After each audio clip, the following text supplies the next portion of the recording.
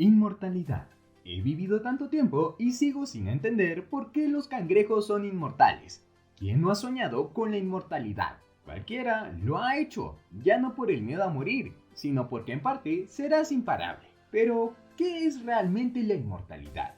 Quédate en este video y descubrirás todos los significados de este deseo muy humano. Y también ver qué tan cerca estaremos de ella gracias a Dallas, si es que logra entrar en criogenización. Es en serio, los cangrejos no son inmortales. Son muy fáciles de matar, pero dejemos eso de lado. La inmortalidad tiene varios significados en función del contexto. Por ejemplo, en la religión se considera la inmortalidad como una de las promesas de Dios para los seres vivos que demuestran bondad o que siguen la ley divina. Algo así como tu cuerpo puede morir, pero tu alma es inmortal.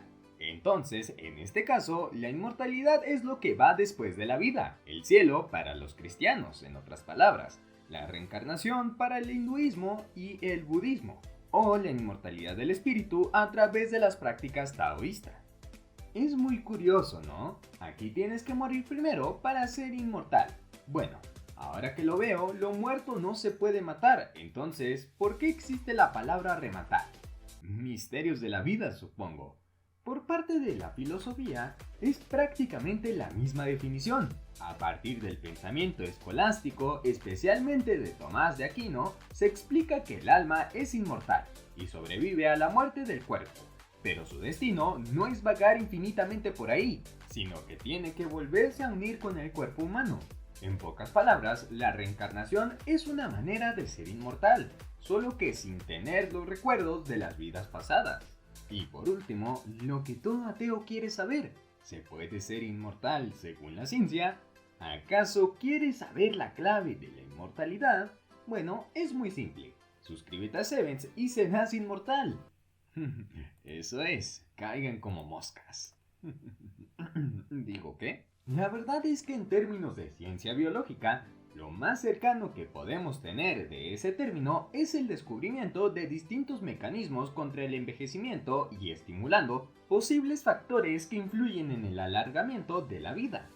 Pero como tal, no hay manera de crear material genético indestructible. Con la actual ingeniería genética es posible alargar la vida, pero no evitar la muerte. Aún así, existe la confianza en la comunidad científica de que en algún momento se logre la verdadera inmortalidad, no poder morir de ninguna manera, porque esa es la verdadera inmortalidad, ¿no? O la inmortalidad es no poder sucumbir ante las enfermedades y la muerte natural, ¿no? O también valerán las otras 1000 maneras de morir. Si te disparan te regenerarás, o si te caes de un quinto piso te sanarás. ¿Qué tanto sería la potencia de la regeneración de los tejidos para lograr sanarse?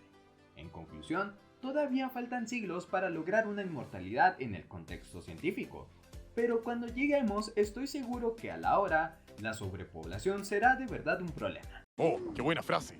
Anótala, Mario Hugo. Por cierto, hay un ser vivo que literalmente no puede morir, la Turritopsis nutricula, que son como medusas originarias del Caribe. Su ciclo de vida es cíclico, vaya la redundancia, ya que puede volver a un estado de inmadurez sexual repitiendo indefinidamente y así evitar la muerte, como un fénix resurgiendo de sus cenizas. Estas criaturas no pueden morir, pero pueden ser destruidas.